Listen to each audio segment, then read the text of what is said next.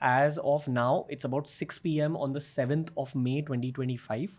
Uh, about 12 to 16 hours ago, we witnessed Operation Sindoor. And now both the militaries are at loggerheads.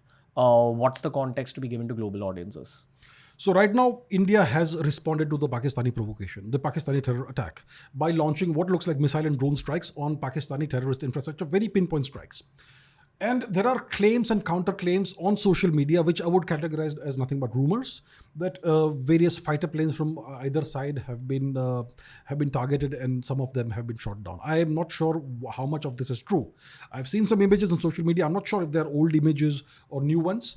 But what I can say for sure is that this happened about 16 or so hours ago, and it is likely, I would say, that Pakistan will try to retaliate in some manner. So the question is, what kind of retaliation can happen? Let's examine some scenarios. Scenario one, they try to launch an airstrike on India, which will be dangerous for them because we are more than capable of wiping out half of their air force, especially with the Rafales, which can wipe out half of their air force from standoff ranges, and they really can't do a thing about it. Which means that we are flying 100 kilometers within India, and we can still wipe out half of the Pakistani Air Force. We can do that.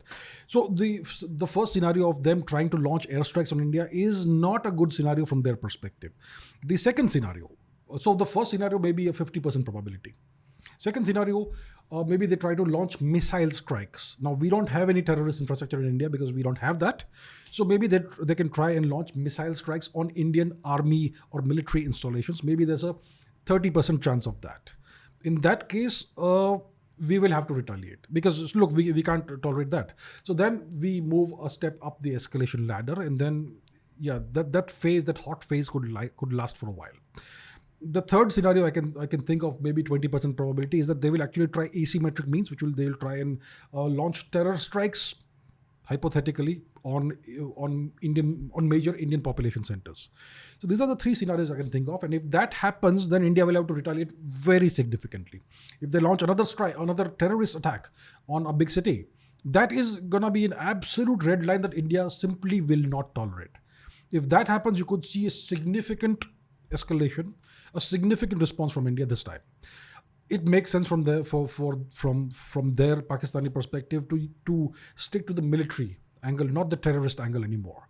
Which means that either they will launch airstrikes, they will try airstrikes, or they will try missile strikes.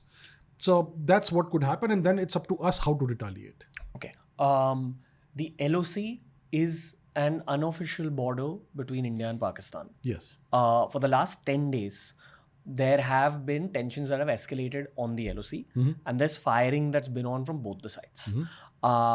But today there was artillery firing from the Pakistani side as well. A temple for Sikh people is called a Gurudwara. The Gurudwara in Poonch was damaged. Sikhs were killed, Gursikhs were killed, who could be understood to be sort of religious figures in the world of Sikhs. So this is the truth of what is happening right now. This has been Pakistan's response to Operation Sindoor. But of course, the response is being decided by the higher ups. Let's kind of put a global lens on this situation. Considering the possibility that this conflict escalates, what impact will it have on global economies? Perhaps beginning with both the Indian and Pakistani economy.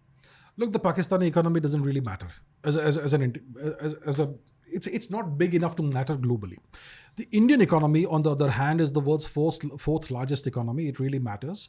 And there has been this concerted push in the past few months and even years from the West to have a China plus one policy when it comes to manufacturing, because it was very clear that from the time that Trump was the 45th president, the US and China are moving in different directions. So there was this necessity that Western companies saw that we need to start looking beyond China for our manufacturing base. And the only nation that is comparable in size, and that's the only viable candidate, is India, because of its enormous size and capacity. So it makes sense for Western companies, now that the complete bifurcation has happened, the complete decoupling has happened because of Trump's tariffs. It makes sense for Western companies to move their manufacturing base to India, because we in India can give them the rates that they want, and we have all the ingredients that you need. So for that to happen, Western companies need to see India as a stable nation. Now, if India is a nation that starts engaging in war or gets gets embroiled in a war with some other nation, especially a terrorist nation like Pakistan, then it makes India look unstable. And then if you are an investor, you'll be wondering, should I invest in this nation or will I lose my money if I do that? So if this situation escalates and it becomes a full-fledged war, then it's going to be bad for the Indian economy. And as an extension, it's going to be a destabilizing factor for the global economy. Because India is so large, it can simply not be ignored. India is a major component now of the global economy. So it could be a significant destabilizing factor. Look, if India remains at peace for the next 20 years, there is statistically 0% chance of India going into a recession.